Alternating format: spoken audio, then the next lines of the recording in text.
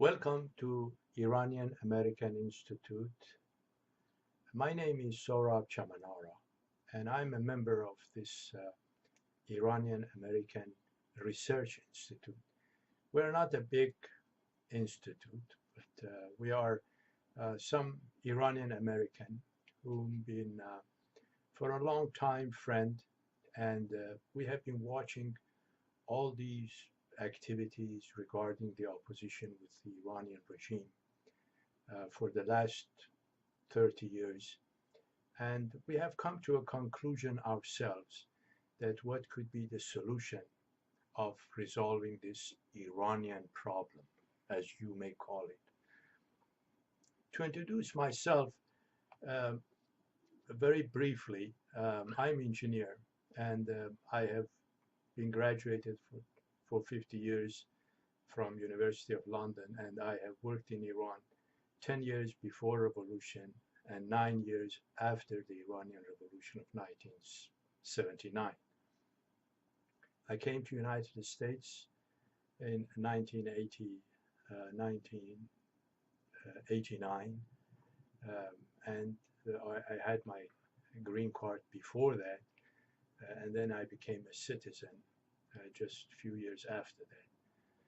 I worked at UOP for 6 years, and then I had my own company, which I was most involved in the refinery business, and now I'm in the environmental projects. Well, the situation in Iran, practically for majority of this 5 million Iranian diaspora who are living outside Iran, uh, they are all uh, get involved in politics because we all love our country where we were born, and we want to see something happen to solve this problem. And now, right now, there are 80 million Iranian who have relatively, I should say, a miserable life in Iran, and except few percent that who are working with the regime and they have a comfortable life. And of course, when I say comfortable life, they spend perhaps 6 months of their life in Iran and then another 6 months in Europe, America, Canada, or Southeast Asia. And they have a very, very happy life, actually. And they are very uh, fortunate because they are part of the regime. Uh, I, when I came to America, I became a member of the Mid-America Committee. And in 1998, uh, as a director of the Middle East and Central Asia of this committee, together with Mr. Thomas H. Miner, which is a well-known person in Chicago. Uh, we took 20 American with the approval of State Department, and of course I don't know whether President Clinton knew about that or not, but I'm sure he did. But Madam Albright, the Secretary of State, uh, I met her personally when she came to Mid-America Committee in Chicago, one of our meetings, and I know that she approved of this mission that we took 20 American to Iran. Uh, if that trip was successful, it was something like a ping pong uh, before Kissinger trip to China. But anyway, didn't happen because at the last day that we were in Iran at night, I should say, three people attacked our boss when we were returning from Isfahan, and that really ruined everything. It was pre-staged and planned by the government, of course, and all project was forgotten altogether. During last, I should say 17 years after 9/11, United States has been talking, the government has been talking and inviting different scholars, Iranian scholars, to Congress. They have talked about Iran and the relation, and it has all kind of different proposal by different people, different opposition groups and activists, political activists, how to manage Iran. Some people believe that Iran should be bombed. Some people agree with the negotiation. All these time that I'm talking about for the last 17 years, while all the relation with Iran was going up and down, and the nuclear negotiation was really took 5 or 6 years.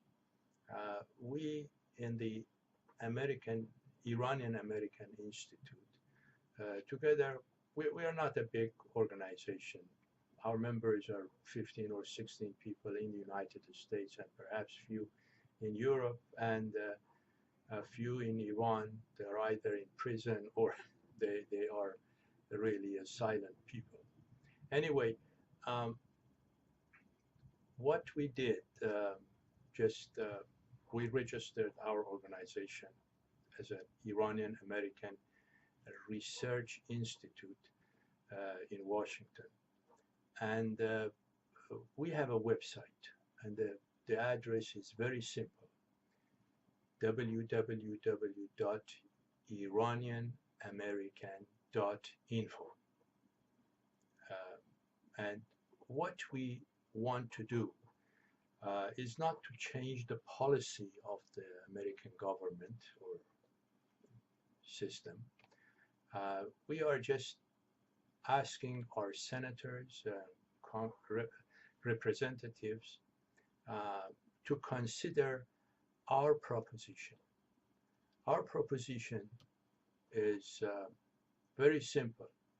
Two things. And actually, if you visit our website, www.iranianamerican.info, at first page, you will see a typical letter, which in that letter, we have asked our senators, our congressmen or congresswoman, to consider these two options that might resolve the situation very peacefully. And those are very simple. To read Iranian constitution.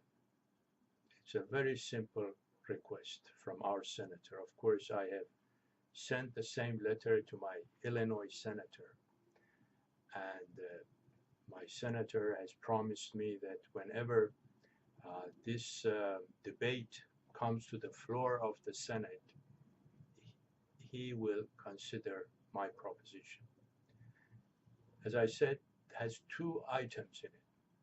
Item one is to read Iranian constitution.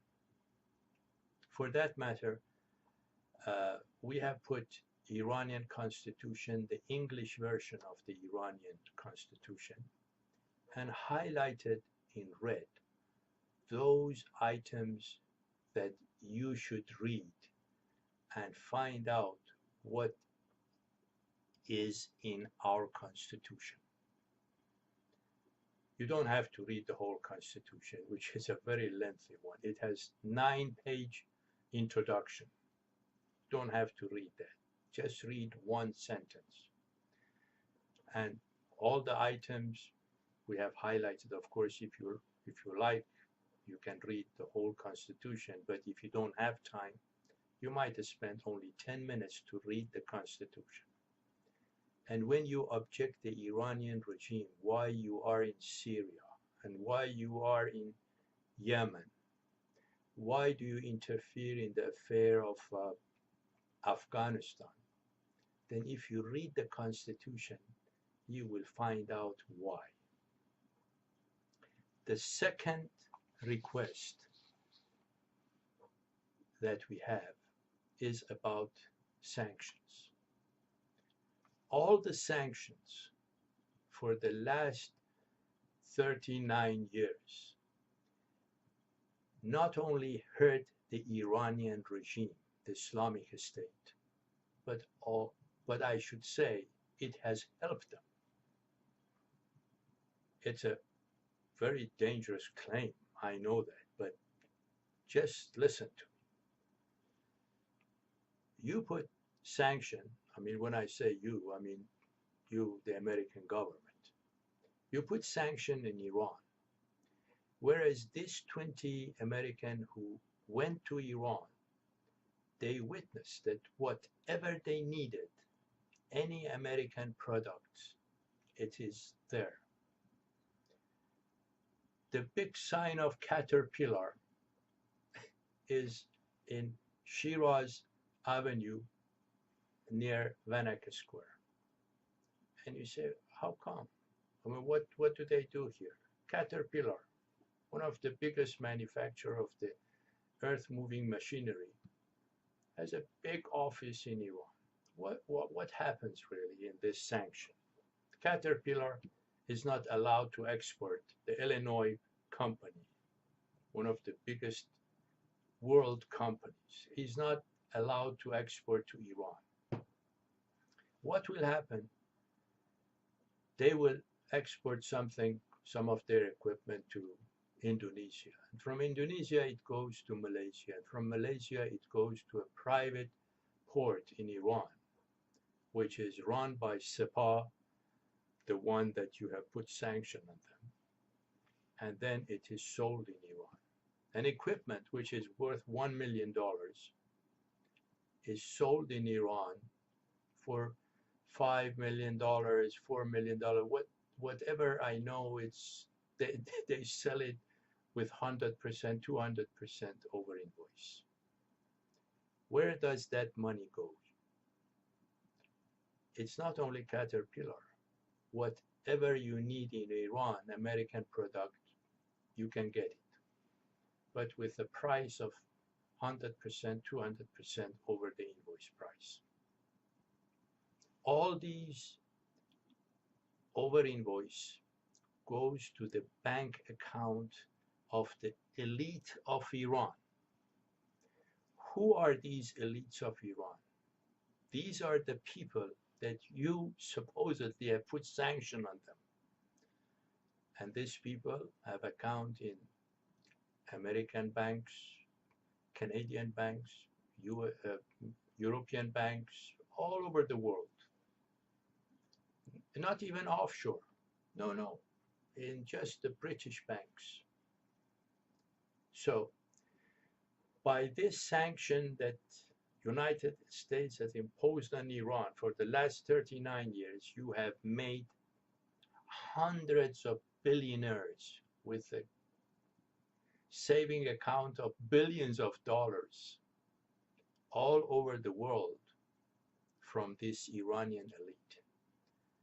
And of course, I don't know whether they are a sleeping cell for Iran for future or not, but anyway, these are where the over invoice of the sanction that you have put on the Iranian people, their over invoice goes to the pocket and the banking account of these people.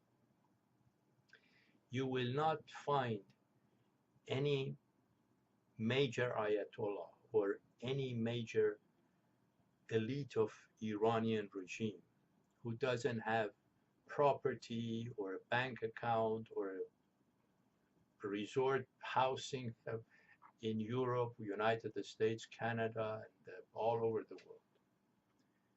All these Ayatollahs' children, their relatives, all of them are living. They may not be citizens, but at least they have green card and a permanent residence in Canada and Europe. So, what should we do? Of course, this is our proposition. Change the sanction from this kind of sanction that you have imposed already to smart sanction. The smart sanction means do not of course, say for instance Ayatollah Rafsanjani or Ayatollah Khatami or Ayatollah Misbah should be sanctioned.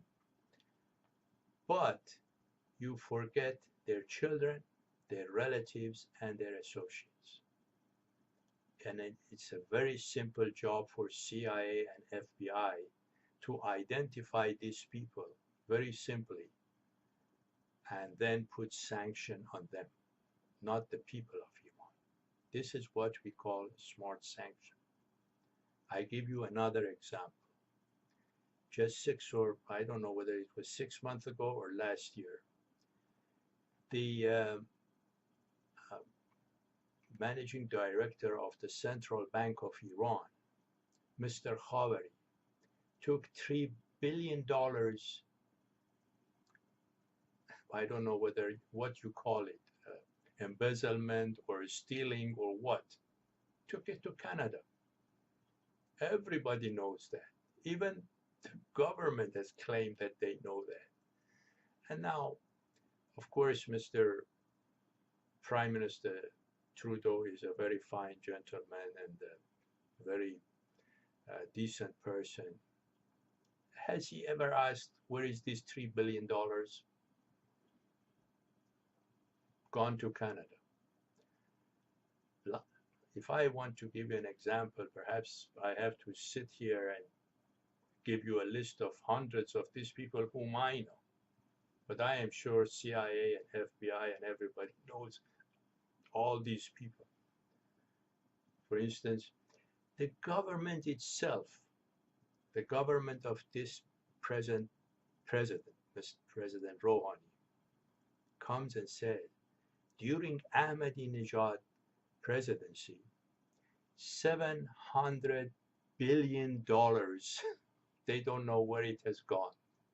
It's not a question of $100 or $1 million. They're talking about $700 million, nearly $1 trillion of the Iranian asset during the Ahmadinejad presidency has gone out. Where this money has gone? Of course, it has come to, of course, we know that this banking system in the world, they are like a network, all the banks are related together. Citibank, Chase, Barclay, Deutsche Bank, all of these banks they're all the same, and the beginning of the net is in New York Stock Exchange, and all of these money comes there. Therefore, I don't want to say, of course, we are not telling you what to do, because it is your decision, Mr. Senator, Mr. or Mrs. Congressman or woman. This is the situation.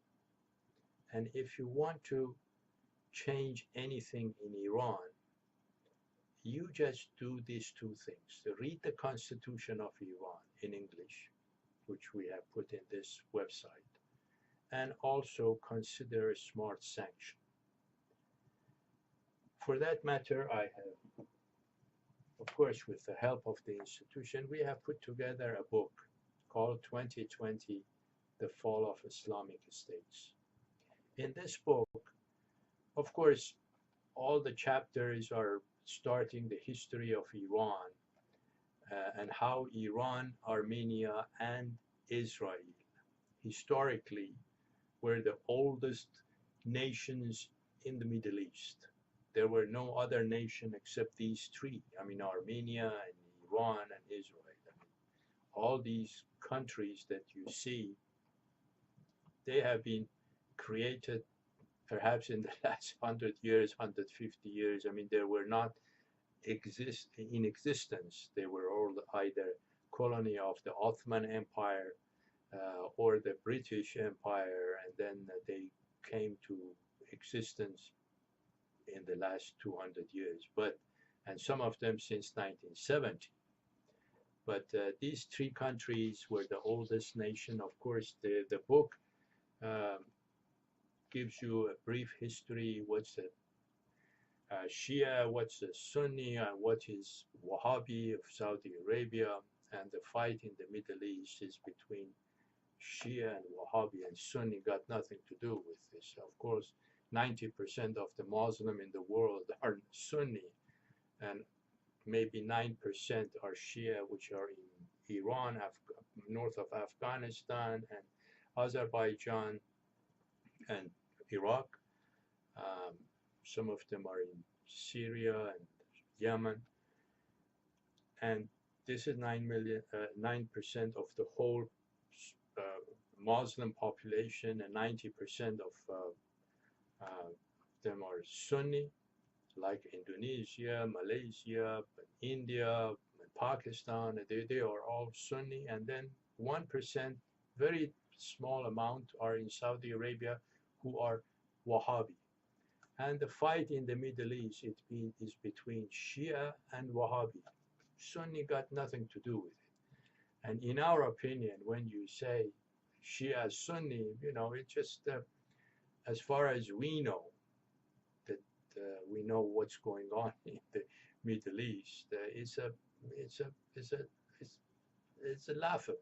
It's when you say Shia and Sunni, because Iran itself in the area is half Sunni and half Shia, but of course majority are Shia, but Sunni, and Iraq is northern part of Iraq are all Sunni, and the southern part are Shia. Therefore, it's not the fight between, or the dispute between Sunni and Shia. Of course, historically it has been, but present dispute is between Shia of Iran and Wahhabi of Saudi Arabia. Of course, this book goes through all the history from the beginning, and for you to read is chapter 5 and 6, the last two chapters, because the last two chapters will bring you to the year 2018 and 19 and 20. And this is what we believe, that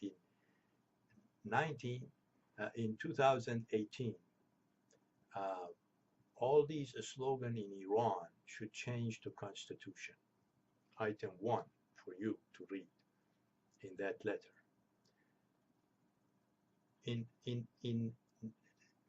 2019, in this book, we predicted that the Iranian opposition, either left or right, will come to a conclusion that they have to get united together, and they will write a constitution outside Iran. Of course,